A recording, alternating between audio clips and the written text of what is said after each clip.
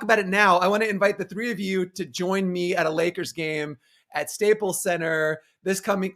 Wait, it's not called Staples Center? Oh, I'm hearing that it's called Crypto.com Arena. It's wild. I don't know if you saw that 20-year deal, $700 million. That's crazy. That's crazy. I am. That's a lot of money. That's one Bitcoin. Was it in Bitcoin? It was one Bitcoin. That's a solid bet, man. That's a solid bet on 20 years in your future. Going, That's crazy. You know, that's crazy. I mean, I'm surprised Staples didn't match that. My question to you guys is, how many years is it going to take for you to not say Staples? Because I think I got about year 13 or 14, I might double clutch. But I will be saying Staples for the rest of my life. I'm driving down Chicago, and I still call it the Sears Tower. It will not be called. Wait, what is that? What is it called? I don't know. It's called. See, I don't even know what it's called. Yeah. Who cares? Nobody cares. Nobody cares. Last night on Jeopardy, there was a Pittsburgh category, and they showed the U.S. Steel building in this one, and it's not called the U.S. Steel building anymore. It's the UPMC Plaza at the U.S. Steel or something, whatever. Yeah, I get it, man. I just want to know how many staples they would have to sell to make $700 million for the if they wanted to buy that back. That's a lot of staples. That's a lot of tape. Yeah, a lot of office supplies. I always confuse Staples with Circuit City for a long time. I don't think Circuit City exists anymore. No, not in 20 years. Yeah, it's true. I think there's no Circuit City Center anywhere. You can the good guys. Remember the good guys? No. They gotta be good, except they're not, and they went out of business. They're gone. Well, crypto.com is betting they're going to not be out of business for the next 20 years. So I was pretty shocked by that and had to bounce that off of you.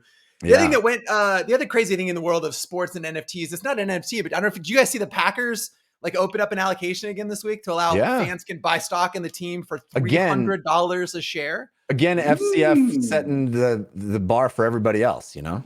Well, yes and no, because what that really buys you is a participation certificate you get to put on your wall. It's not like true ownership. I love the idea of supporting your team or whatever. It just it just blows me away that people are willing to put that much money into something that's not actual ownership. It's like that pyramid scheme when people were buying their girlfriend's stars and or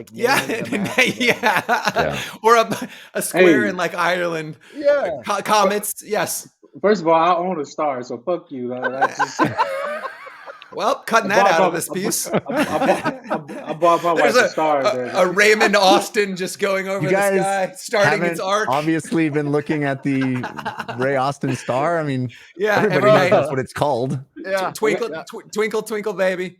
And so that brings me to the question we hear all the time. This is the first question, and the fact this week around NFTs is buying a baller the same thing as becoming a team owner in FCF on Republic? And I want to be clear that it's not, right? So owning a baller is part of a membership club. It's more of an exclusive team. They're owning a baller puts you in control of choosing a team's name and the logo and drafting players and calling plays. But it also gives you IRL benefits, right? So enhanced voting power, game day tickets, all of those things. That's what being a baller does, right? Owning a baller. Being a team owner in a public is actual equity in a team. What that means is you participate in profits of the team and the league, right? As well as the team's valuation increases, your investment is worth more. So to quote Annalise, who is the producer of the show, she said, to be the Jerry Jones of the FCF, you need both.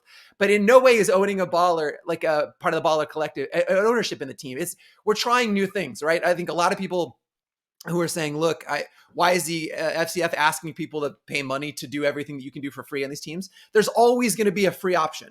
There always is. That's just part of who we are, right? There's always going to be a free to play thing, but there are folks who want a different experience with those IRL benefits. That's who the baller and the baller collective are for. And also being part of kind of bleeding edge technology. I think that's where we're going. The second question I got. So am I able to buy a part of the NFT teams? The answer to that is absolutely.